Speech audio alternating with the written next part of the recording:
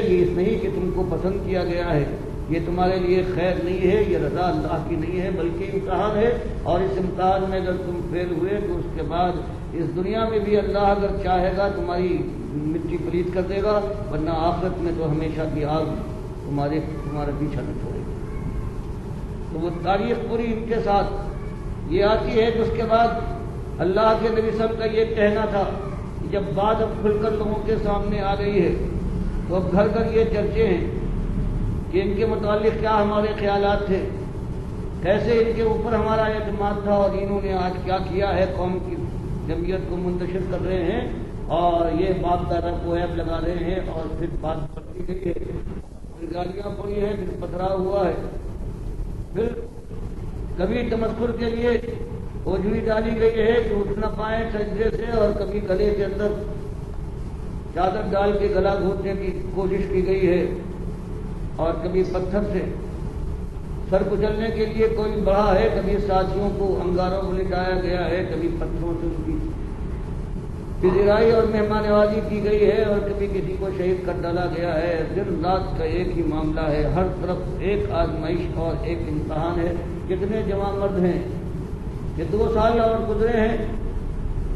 کہ ان کو ہجرت کرنے پر مجبور کیا گیا ہے، اور حبش کے ملک میں جا کر انہوں نے اپنے ایمان کو بچایا ہے، اور اس طرح سے اللہ تعالیٰ یاد دلا رہا ہے، اور پھر بھی یہ لوگ جمے ہوئے ہیں۔ وہی ان کا ایمان ہے اللہ کے ساتھ، ان کا وہی معاملہ ہے دنیا والوں کے سامنے، وہ اللہ کی دین کی بات کبھی اپنے نبی صلی اللہ علیہ وسلم کے ساتھ ہیں، اور کبھی ان کے ساتھ جا رہے ہیں، جیسے آتا ہے بخاری میں کوکاس کے میلے میں اللہ کے نبی صلی اللہ علیہ وسلم تبلیغ کے لیے جا رہے ہیں تو اپنے ساتھیوں کو اپنے ساتھ لیے جا رہے ہیں، کئی ذو المجنہ میں، کبھی ذو المجاز میں، اور کبھی منا اور مزدلفہ اور عرفات میں۔ کہ بات وہی ہے کہ اللہ کے بندو اس بات کو نہ بھولو، ہوشیار ہو جاؤ، یہ خواب گراں ہے، یہ تم کو بربادی تک پہنچا دے گا۔ ہوش میں آ جاؤ کہ اللہ نے تم کو زندگی اور زندگی دینے کے بعد زندگی کا سامان دیا ہے، عقل و خرد کے ساتھ نوازنے کے بعد پھر بتا دیا ہے کہ بندگی صرف مطلوب ہے، جیسی یہ کتاب جو اتر رہی ہے ہمارے آخری رسول پر یہ بتاتی ہے، اور جو ہمارے رسول تمہارے سامنے اپنی زندگی کا نقشہ پیش کر رہے ہیں، یہی ایک طریقہ ہے۔ باقی باپ دادا کی ریت پر چلنے کے بعد ایک دن پچھتاؤ گے،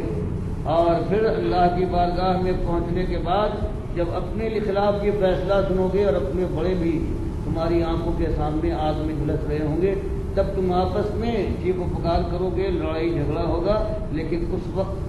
پچھتاوے سے اور ہوش میں آنے سے کچھ فائدہ نہیں۔ مالک نے ہر طرح سے ان کو بتایا، کبھی یہ بتایا کہ پروردگار عالم کی بات جب لوگوں کے سامنے آ رہی ہے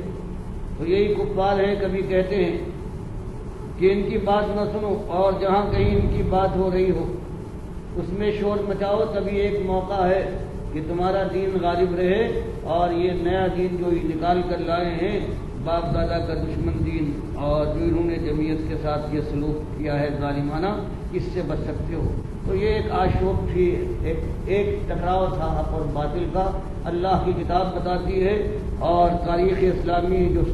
سنت نبی صلی اللہ علیہ وسلم کے سلسلے میں آئی ہے وہ بتاتی ہے کہ ایمان کا تقاضا یہی ہے کہ جب ایمان لاؤ تو اللہ کی بندگی میں پھر جہاں تک وہ تقاضے ہوں ایمان کے ان کو پورا کرنے کی کوشش کرو۔ پھر مالک بیان فرماتا ہے کہ سب کچھ دیکھنے کے بعد 100 کے قریب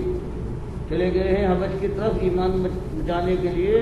اور جو باقی ہیں ان کے لیے بھی اللہ کی طرف سے یہ حکم ہو رہا ہے کہ اب یہاں اس کو چھوڑ دو، اس اپنے شہر کو،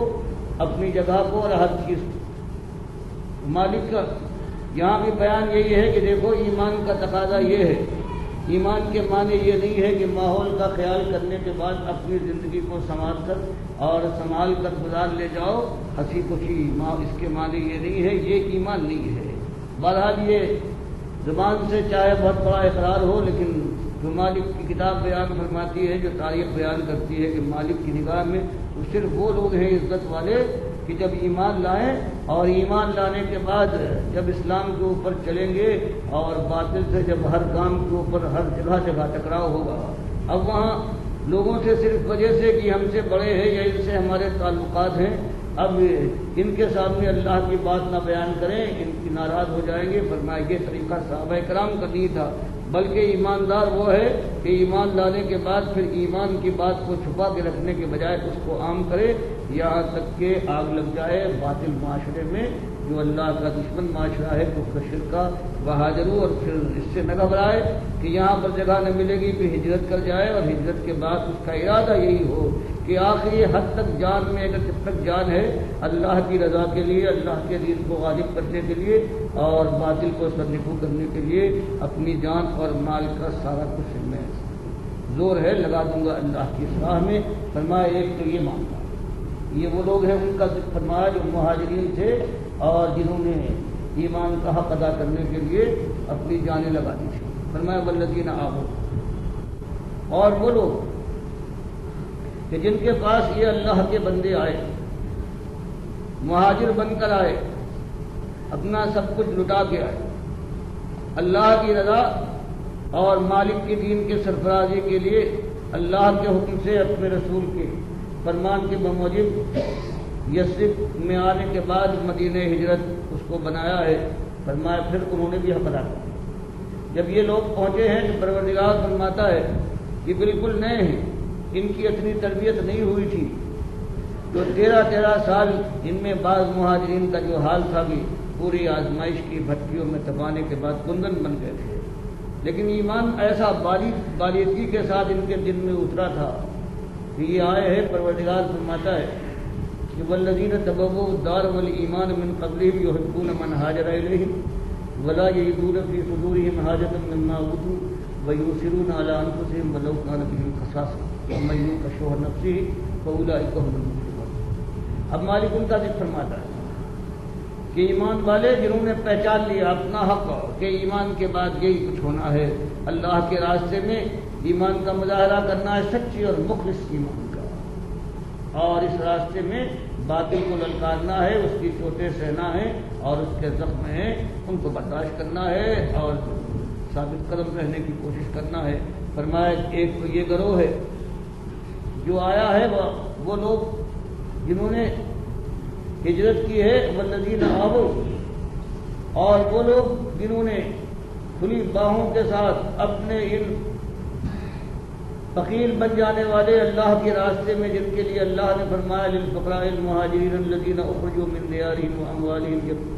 یبتغون فضلا من اللہ ورضوانا وینصرون اللہ ورسولہ اولئک هم الصادقون۔ فرمایا وآووا،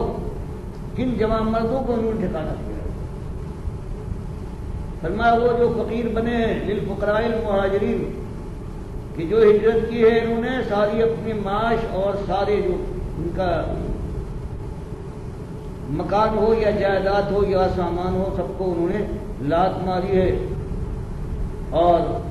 اخرجوا من دیارہم، جن کو نکال دیا گیا ہے اسی ایمان کے جرم میں ان کے گھروں سے، واموالہم، ان کے مال چھین لیے گئے،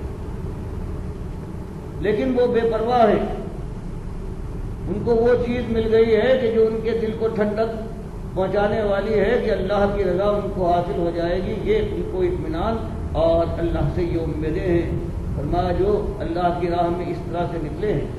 اور جن کا حال یہ ہے کہ سب کچھ لٹانے کے بعد اب بھی ان کے تیور یہ ہے ینصرون اللہ ورسولہ کہ آخری سانس تک ہم اللہ اور اس کے رسول کی مدد کریں گے، یعنی اللہ کے دین کو سرفراز کرنے اور باطل کو ختم کرنے کے لیے اپنے خون کا آخری خطرہ تک قربان کر دیں گے۔ فرمایا وہ لوگ جنہوں نے ان جوان مردوں کو کھلی باہوں سے استقبال کے ساتھ اپنے سینے سے لگا لیا ہے،